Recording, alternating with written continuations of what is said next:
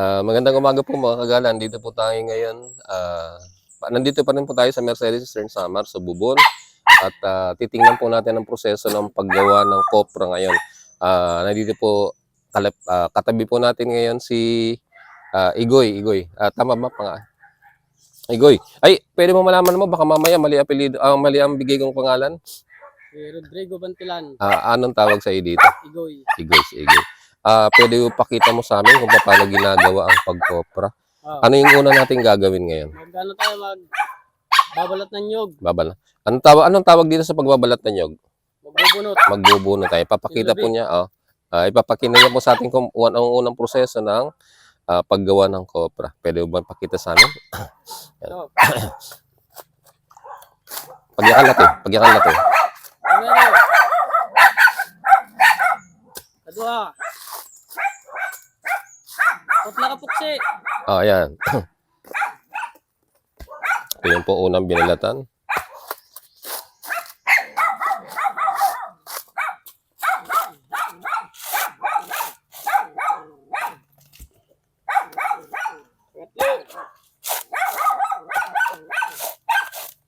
Yun po ay ginagawa niya, binabalatan niya po.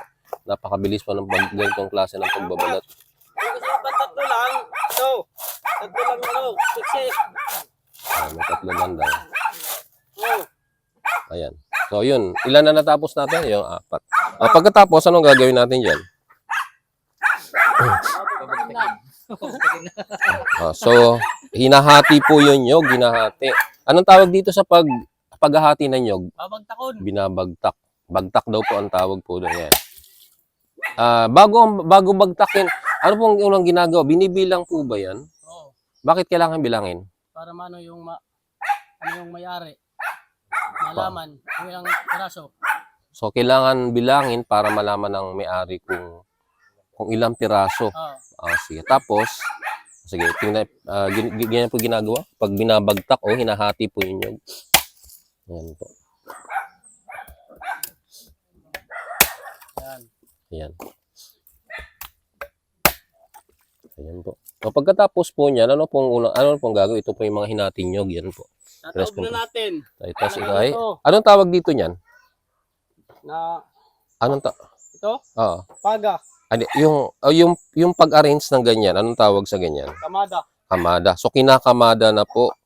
Ang tawag daw po sa pag-arrange ng mga nyog na hinati-hati ay kinakamada. Yan po ang term dito. Ang term na ginagamit dito. Pagkatapos kamadahin o i-arrange, anong ginagawa sa susunod? Yung lutuin. Lutuin. Anong tawag dito? Loon. Loon. Ang pagloon daw po ay pagluluto. Ayan po. So, yun ang ginagawa mo. Anong tawag dyan? Nagpapausok para maluto. Pinapausukan. So, sinisimulan niya sinisimulang magparingas ng apoy para maluto anong tawag dito sa maluto?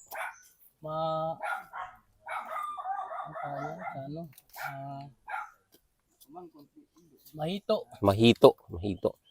Hindi ba niyan yung kinakain na hito na isda? Hindi yan. Isda yun Ayan po. Yan ay yung lutong-luto. Para maluto. Sabi ni Kuya Edgar. Ito Kuya Edgar. Ilang beses kang magkukopra sa isang taon? Mga 4 na beses. Mga 4 na beses. 4 na beses. Mga magkano na ngayon ang kilo? 40.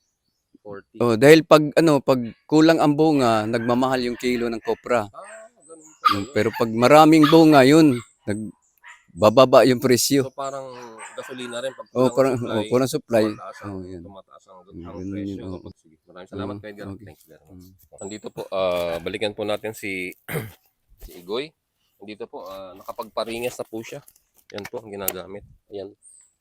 Kasalukuyan pong umuusok. Balikan natin si Igoy. Interviewin natin ulit. Igoy, mga ilang oras sa palagay mo?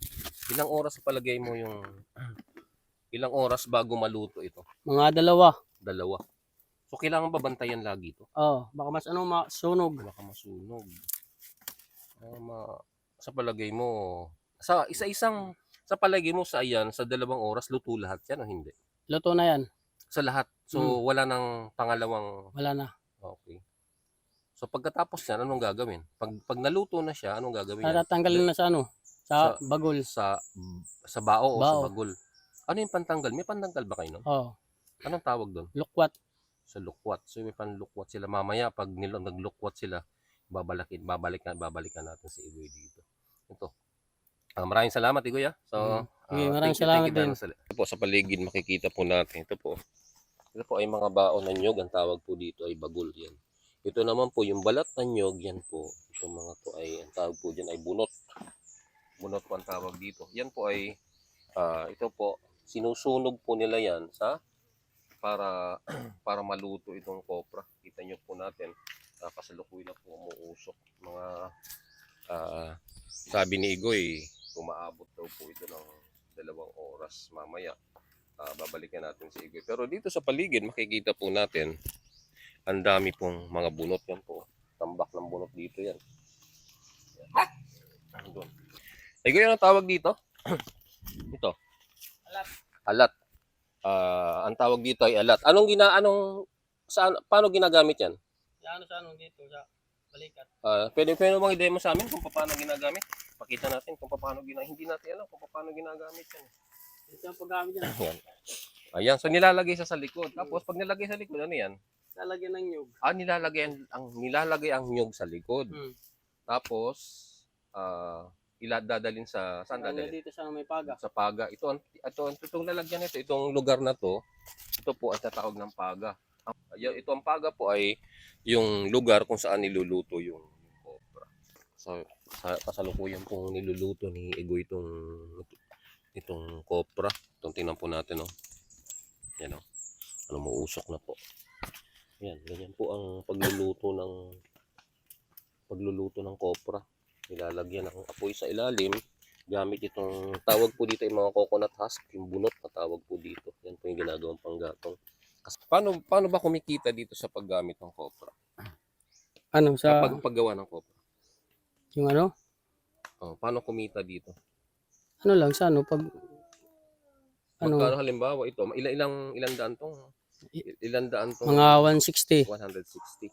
Ito, sa palagay mo, magkano ang kikitain mo? mga 900. 900. Yan is. Yung kalahati na yung sa akin yan. Ay, ibig sabihin, kapag ikaw ay nagkokopra, kalahati ng bayad sa'yo. Oh, Ayun ba yung parang, yun bang setup dito? Yun ba yung condition? oh, tinunga. Tinunga o hinati? Hinati. Sa Tagalog. Hmm. So yun, mga sa isang buwan, nakakailang beses ka magkokopra. Araw-araw pag mayroon nagpapakopra, araw-araw. Ayun, yun lagi ang Yung palaging tatrabaho ko. sa isang araw matatapos ba to sa araw na to? Yan depende yung ganyan lang karami, yung mga 160, 200 kayang tapusin isang araw. So yun, kikitain mo dito ay 900. So kung mga ilang kopra matatapos sa isang araw, ilang libo. Kung mabibigyan ng pagkakataon, ilang libo ang kaya mong tapusin sa isang araw? Sa isang araw lang. Sa isang araw, mga ano lang. Hindi kaya pag 1,000 marami yun. Sa isang araw, mga ilan matatapos mo? Pag sa ano lang, pag akyat lang yun. Ito, kailan mo to sinimulang Kanina lang. kanina? So mula sa pag-akyat sa nyog hanggang sa hakutin, Putin. hanggang ipunin, tapos hanggang sa pagbalat, Baglat. pagbubunot, pagbagtak, tapos pagbilang, tapos pag-arrange, tapos ang lutuin, iain. Kumbaga sa palagay mo, tapos to isang araw na to. Tapos yan, mga alas 2. 1,000, ilang araw mo siyang Mga 3 yun. 3 araw. Sa 1,000. Mula sa pag-akyat, Mm. isang araw. Nandito pa rin po tayo kay Igoy yan. Yan po ngayon ang sa ilalim po ng pagaw itong lugar kung saan niluluto ito na po yung apoy. Yan po. Talagang patuloy po itong binabantayan. Hindi po pwedeng iwanan kasi baka mamaya masunog. Yan po, ito yung mga panggatong. Igoy. Hindi po ulit tayo. Kasama po ulit natin si Igoy at ang kanyang may bahay. Yan po. Yan po, dito po sila. Yan po. Ito. Ano ito mga Igoy? Igoy. Ay, ano tawag dito? Kopras na ba ang tawag dyan? Hindi pa tapos yung ito yung ginagawa ni Igoy. Ano tawag niya, Igoy? Lukwat. Ha? Naglulukwat. Bakit kailangan ganyanin? Para may benta na. Katapos. Para benta. Ito. Bakit kailangan ganyanin? Para ibenta katapos. Para mabenta. Mm. Kasi tatanggal muna yung bao. Mm. Tapos, pagkatapos tanggalin ang bao, yan ba is luto na, luto na ba yan? Hindi pa masyado. Eh, paano maluluto yan? Sa ano na to, sa bintahan. Ay, doon na nila, hindi ba sila namimili? Hindi. Ah, ganun ba? Ito, ang dami, oh. Ito, kagad niyang hinati-hati. Yan, oh. Ito. Dito. Nandito siya galing kanina. Ito, may pusa rito kanina. Silili. Ito. Dito kanina niluto yun, oh. Dito. Yan. Ito yung tinatawag niyang paga. Ito. Yan, may mga mesh wire na medyo makapal yan. Tapos, pagkatapos ng pagkakamada kanina ay binaba lahat. Ito na po. Yung binaba mo. Yan. Yan natin, oh. May parang sunog pero hindi naman po siya sunog. Yan, oh. Yan. Ito itsura niya ngayon. Tapos, ang susunod na proseso ay, ang tawag dito ay, ano tawag ulit dyan? Lukwat. Linulukwat na. Linulukwat. Yan, oh. Siyempre, andito yung kanya may bahay para mas inspiradong magtrabaho. Alam kung saan napupunta yung mga pinaghihirapan ni Igoy. Yung kanya may bahay, very busy. Naghahanap na ng mapagbebentahan. Nagkakanvas kung magkano ang kopra. Ito po. Oh, sige. So, pagkatapos yan, so ito po, oh, tinatawag na, ano tawag dito? Lukwat. Lukwat ang tawag dito. Dito daw po ay lukwat daw po ang tawag dito. Yan, oh. Uupo ka dyan. Tapos, dito. Yan. Kaya ginagamit na instrumento para tanggalin yung nyug. Ito na. Ano yung ginagawa mo, Igoy? Lalagyan na sa sako. Ay, sako na yan? Ito natin. Ibig sabihin, pagkatapos na, pwede sa benta. Oh. Ay, ganyan lang yan. Ay, hindi mo na siya hinati-hati ng gamit na itak. Hindi na. Ano ginagawa mo sa pagka-lukwat ay anong sunod na ginawa mo? Gisi-gisi. Ay, pinunit-punit. Pinunit-punit niya, ginisi-gisi sa Bisaya. Para mabilis. Yun o. O, isa. Ito, pangalawang beses na ito yung lalagay ni Igoy. Yun o. Yan. Yan. Yan natin. Lalagay ulit sa... Ayun. Yan, pangalawa na yan. Nasa palagay mo, Igoy, ilang kilo na yan? Mga 20. 20 kilos na yan. So, meron pang tatanggalin. Meron pa. Mga ilan pa yun? Mga 30 siguro. Mga 30, so konti na lang. Pero napakabilis niyang gumawa magkopra. Siguro sanay na si Igoy. Sanay ka bang laging magkokopra, Igoy? Oo, sanay na. Sa isang buwan, nakakailang beses ka magkokopra? Depende lang sa ano. Kung may nagpapakupra, kahit araw-araw. Pangatlo na po yan.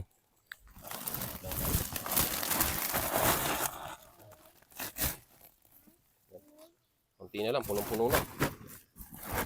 Sinisiksik siya ni Igoy yan.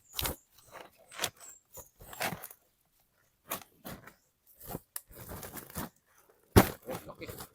Ano? Binabag. Yan. Ito tanggal na. Ayun. Tanggal na siya.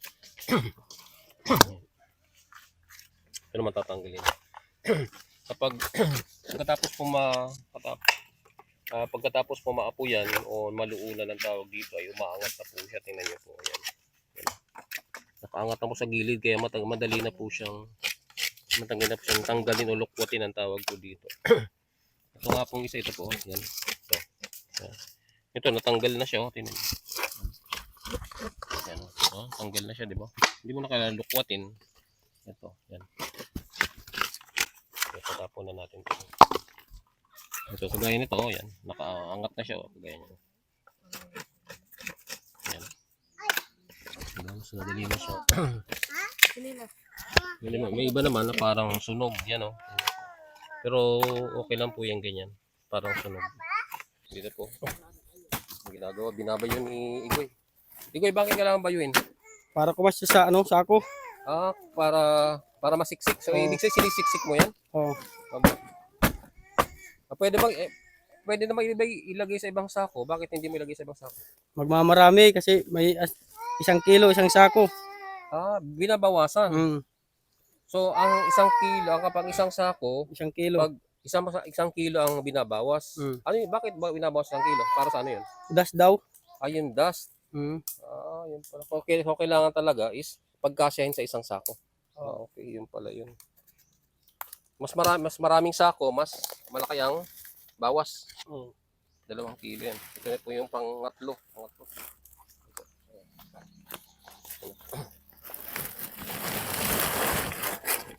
Ito na po yung latch batch. Naubos na po rito yung mga naubos na yung kanya nilukwat yan dito. Ito na po yun. Last na po yan. Yan ha. Binabayo uli para magkasya. Pumutol siya ng kahoy. Anong gagawin mo dyan, Igoy? Pantali. Ayan. Anong kahoy yan? Kuwan. Ito yung kahoy na yan. Malubago. Malubago. Ito oh. Pinutol dito. Ba't yan ang pantali mo? Para hindi ano dagmit mautod. Para hindi madaling Putol. maputol. Matibay ba yan? Ganun ba? Kung gamitan mo ng ibang panali, hindi ba pwede yun? Pwede naman. Bakit yan ang pinili mo kaysa dun sa ibang Wala naman. Pipilan, kahoy lang. kahoy lang? So, natural pa rin. Yung panali galing din dito. Kahoy. Ito. Ito. Bilis. Kanina lang, nagbabalat siya. Tapos ngayon, ito, tinatali na po. Naluto na po. Ha? Mga sobra yun eh. Mga 50 taon yun eh. Okay, yan. Ayan. Sinisipa-sipa ni Igoy. Igoy, bakit kailangan sipain? Para ano yun? Bakit sipain? Kailangan sipain. Para magpantay. Para mapantay. Oo, ganyan. Para ma-flat. Oo. Sige. Maraming salamat, Igoy. Maraming salamat. Nakita po natin kung paano ang proseso ng paggawa ng kopra dito sa Bubon, Mercedes Eastern Samar.